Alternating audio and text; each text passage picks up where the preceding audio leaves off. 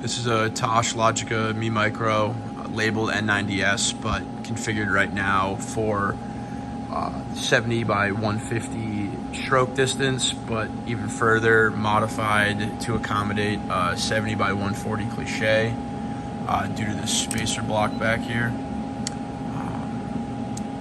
So all it is a spacer that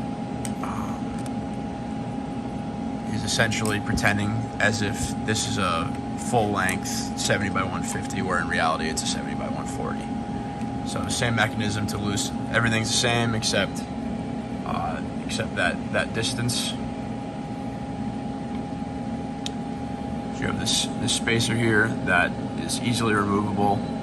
So all it is a block that goes between the normal locking mechanism against the cliche itself.